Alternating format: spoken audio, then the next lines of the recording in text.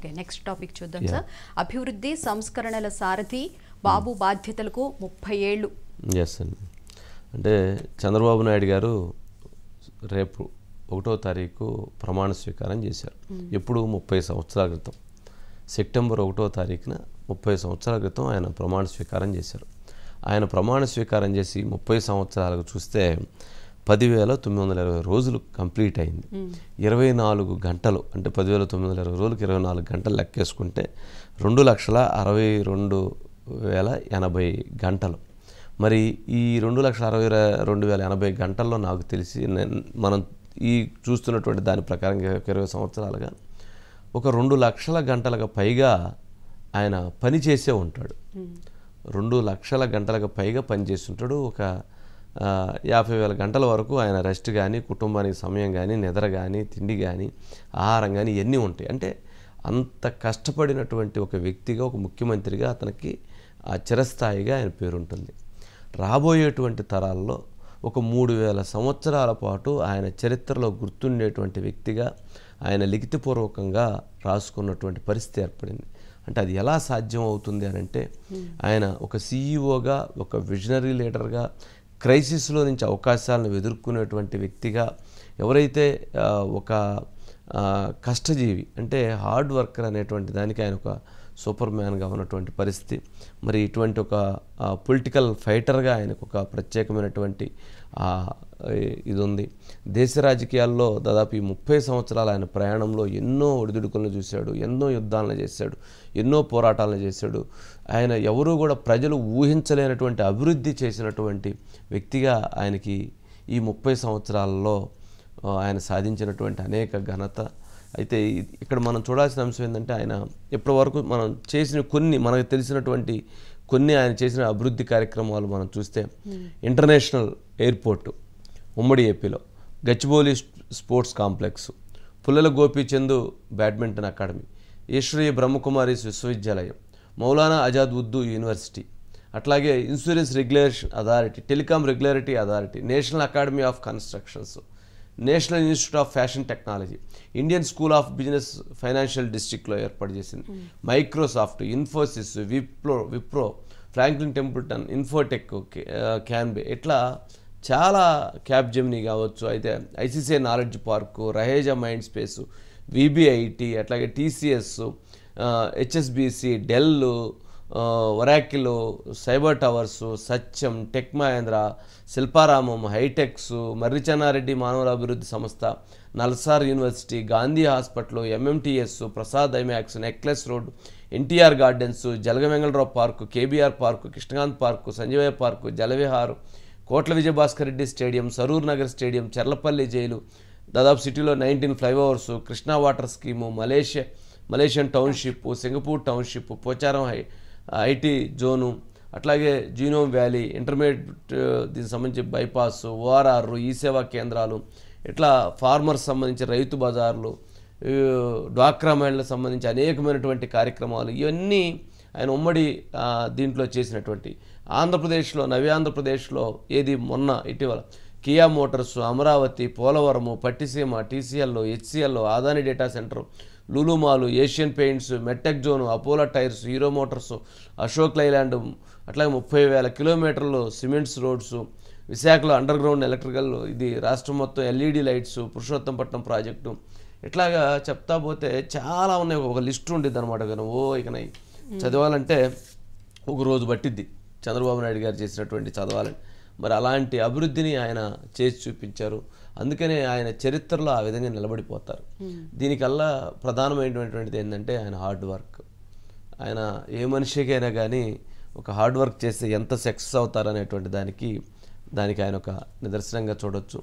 రేపు ఆయన 30 సంవత్సరాలు పూర్తి చేసుకున్నటువంటి సందర్భంగా రేపు తెలుగుదేశం పార్టీ కార్యాలయంలో తెలుగుదేశం పార్టీ టీడీ జనార్దన్ గారి నేతృత్వంలో ఫోటో ఎగ్జిబిషన్ని 30 సంవత్సరాలు సాధించినటువంటి ప్రగతి, అట్లాగే అనేకమైనటువంటి కార్యక్రమాలను కూడా రేపు చేపడుతూ ఉన్నారు.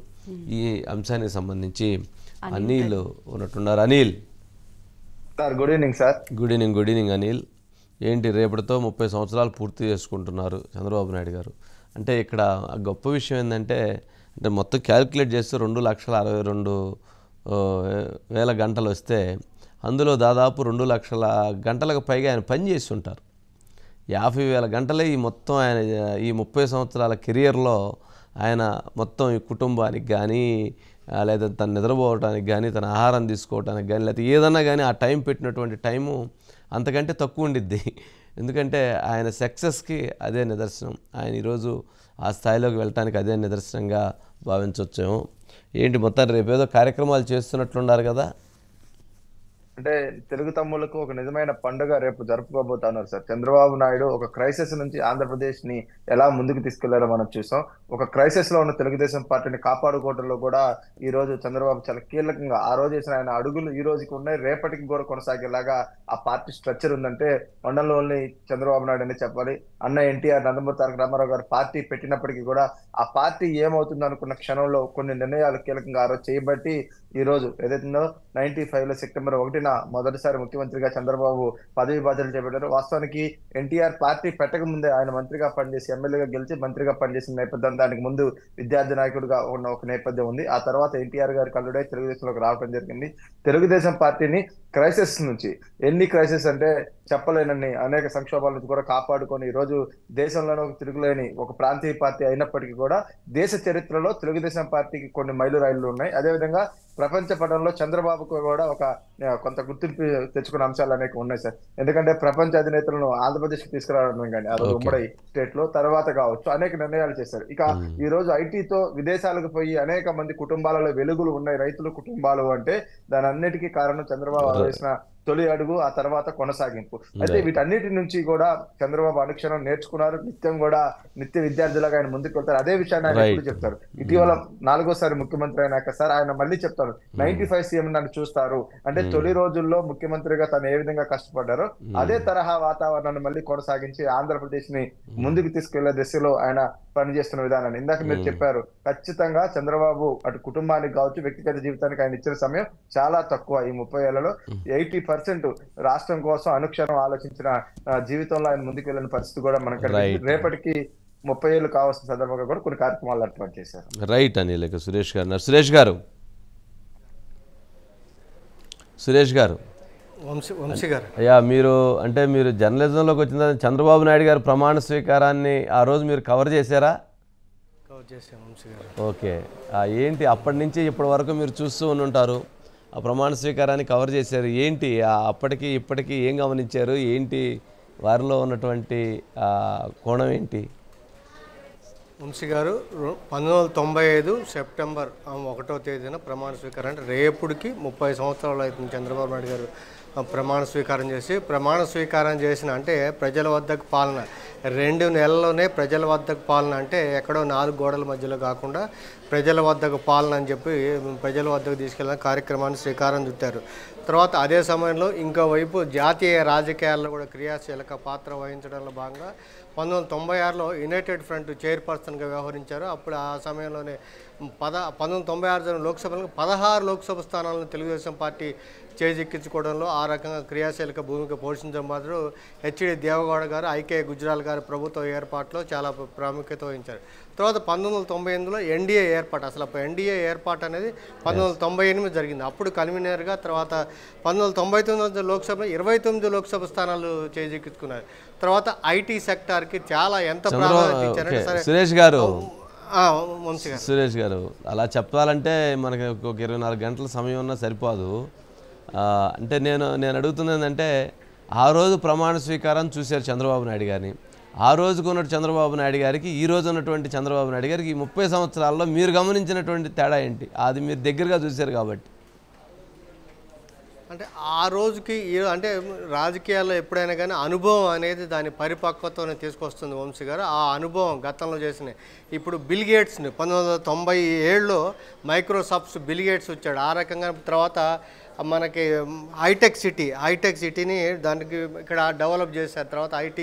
తర్వాత ఐఎస్బి ఇండియన్ బిజినెస్ స్కూల్, ఈ రెండు కూడా వాజ్పేయి చేతుల మీదుగా ప్రారంభోత్సవం చేయించారు. అందుకని ఇక్కడ ఏదైతే హైదరాబాద్లో చేశారో దాన్ని రిప్లికేషన్ ఇప్పుడు అమరావతిలో దానికి అమలు చేయడం కోసం ఐటీ రంగానికి ఆ రకంగా అభివృద్ధి చేయడానికి అక్కడ తీసుకొని దానికి చొరవ తీసుకొని ఒకవైపు ఇంకొక విమర్శ కూడా ఉంది వంశీ గారు, ఏంటంటే ఒక్క అమరావతికే ప్రాధాన్యత పరిమితం అయితే దానికి అభివృద్ధి అనే దాన్ని దృష్టిలో పెట్టుకొని ఇప్పుడు విశాఖపట్నంలో సురేష్ గారు వంశీ గారు సరే ఆ 30 ఏళ్ళు ఈ 30 ఏళ్లలో ఉన్నటువంటి అంశం నా అభిప్రాయం ఏంటంటే ఆయన అప్పటికి ఇప్పటికీ 30 సంవత్సరాలు వయసు ఆయనకి పెరిగినప్పటికీ కూడా అప్పుడు ఎలా పనిచేశాడో ఇప్పుడు అలాగే పనిచేస్తున్నాడే అనేమో నా అభిప్రాయం.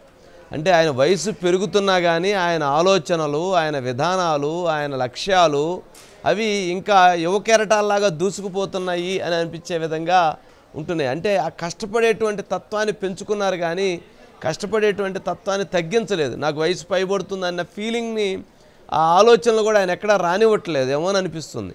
ఆయన ఇంకా కష్టపడాలి, ఇంకా అభివృద్ధి చేయాలి, ఇంకా సాధించాలి అనేటువంటి ఒక తపన, రాష్ట్రాన్ని ఇంకా నెంబర్ 1 ప్లేస్లో తీసుకెళ్లాలనేటువంటి ఆయనకున్న లక్ష్యం, ఆ కసి ఆయన ఇంకా బలంగా ముందుకు తీసుకెళ్లేటువంటి ఒక ప్రయత్నం దిశగా అడుగులు వేస్తుందేమో అనేటువంటిది నాకు అనిపిస్తున్నటువంటి అభిప్రాయం. సురేష్ గారు ఏమంటారు? వంశీ గారు మీరు చెప్పింది కరెక్ట్. తెలంగాణలో అంటే రాష్ట్ర విభజన 2014 తెలంగాణలో, అంతకుముందు ఉమ్మడి రాష్ట్రంలో కూడా చంద్రబాబు నాయుడు గారు కానీ వైఎస్ రాజశేఖర రెడ్డి కానీ లేదా ఆ తర్వాత వచ్చిన వాళ్ళు ఎవరు వచ్చిన వారు కానీ ఆ ముందు ఒకటి వేసిన బీజాన్ని దాన్ని పెంచుతూ ఆ మొక్కని పెంచుతూ నీళ్లు పోసి దాన్ని పెంచుతూ అట్లా ఫ్లరిష్ చేశారు. సో దానివల్ల తెలంగాణలో ఆ అభివృద్ధి అనేది ఇవాళ మనం చూడగలుగుతున్నాం. అది ఎవరు బీజం వేసినా అని దాని మీద ఇప్పుడు ఆంధ్రప్రదేశ్లో ఈ 5 ఏళ్లలో ఆ వేసిన బీజం లేదా వేసిన మొక్కని తుంచేశారు. సో అందుకని ఇప్పుడు ఏదైతే ఆ తుంచేశారో మళ్ళీ బీజం నాటి దానికి నీరు పోసి దాని మొక్కగా పెంచాల్సిన అవసరం ఉంది. కాబట్టి ఇంత ముందు కంటే కూడా ఇప్పుడు మరింత తపనతోటి దాంతో తర్వాత ఆ తేడా గతంలో వెళ్తే ఎక్కడికి వెళ్ళినా కానీ ఎలా ఉంటే ఆ తేడా అనే పాలనలో చూపించి ప్రజలకంటే పాలన ఇలా ఉంటుంది, అభివృద్ధి అనేది ఈ దశలో వెళ్ళాలి, ఆ తేడాను చూపించడం అనేది ఇప్పుడు చాలా స్పష్టంగా కనపడుతుంది. వంశీ గారు ఓకే, రైట్. సురేష్ గారు రైట్ అండి, థ్యాంక్ యూ. అయితే సార్ అసలు మనం బాబు గారి దగ్గర నుంచి ఏం ఆదర్శంగా తీసుకోవాలంటారు? అదే నేను కష్టపడే తత్వం. ఎవరైనా సక్సెస్ అనేది ఎప్పుడు కష్టపడితే ఆ సక్సెస్ వస్తుంది. కష్టపడకుండా మనం ఇంట్లో తిని కూర్చుంటాము, నాకు అన్ని అవకాశాలు రావాలంటే మాత్రం ఎవరికి వచ్చేటువంటి పరిస్థితి లేదు. రెండోది, ఆయన ఎప్పుడూ కూడా కక్షపూరితమైనటువంటి రాజకీయాలు కానీ లేక కొంత ఆయన విజన్ వీటి మీద ఆధారపడ్డాడు తప్ప మోసాలు లేదా కక్షలు లేదా ఇట్లాంటి వాటి విషయంలో దూరంగా ఉండేదానికి ఆయన ఎక్కువ ప్రయత్నం చేశాడు. సరే, విమర్శలు చేయటం సహజం, కానీ విమర్శల కంటే కూడా ఆయన భవిష్యత్తుని దృష్టిలో పెట్టుకొని ఆయన ప్రయాణం ఎప్పుడు కూడా కొనసాగించారు. ఎంత సక్సెస్ గెలుపుని ఎంత బలంగా తీసుకున్నారో, ఓటమి చెందిన తర్వాత కూడా ఓటమి తర్వాత రోజు నుంచి కూడా ఆయన పనిచేయటం మొదలుపెట్టాడు. అది గొప్ప విషయం. ఓటమి తర్వాత రోజు నుంచి కూడా మళ్ళీ గెలవటం కోసం పని మొదలుపెట్టాడు. ఆటలో ఓడిపోయాము లేకపోతే రాజకీయాల్లో ఓడిపోయాము అని చెప్పి ఆగిపోతే ఇంకా గెలుపు అనేటువంటిది రాదు. మరి ఆయనకి ఆ గొప్పతనము ఆయన్ని అలా ముందుకి ప్రయాణం చేస్తూ ఉంది. అంటే అప్పటికంటే ఇప్పుడు వెయిట్ తగ్గుండారు, అప్పటికంటే ఇప్పుడు ఇంకా గ్లామర్గా ఉన్నారు. కానీ అంటే నేను అంటాను అక్కడ ఆ పాయింట్లు ఏంటంటే ఆయనలో ఇంకా ఉత్సాహం పెరుగుతుంది, చెయ్యాలి రాష్ట్రానికి అని. తన స్వార్థం చూసుకున్నట్లయితే చంద్రబాబు నాయుడు గారు ఇన్ని సంవత్సరాలు రాజకీయ ప్రయాణంలో ఉండేవాళ్ళు కాదు. ఆయన రాష్ట్రం అనేటువంటి రాష్ట్ర అభివృద్ధి, రాష్ట్ర సంక్షేమం, ప్రజల అభివృద్ధి, ప్రజల సంక్షేమం చూశారు కాబట్టే ఆయన్ని ప్రజలు ఆశీర్వదిస్తూ ముందుకు తీసుకెళ్తున్నారు అనేటువంటిది మాత్రం వాస్తవంగా చూడాల్సిన అంశం. ఓకే, నెక్స్ట్ టాపిక్లో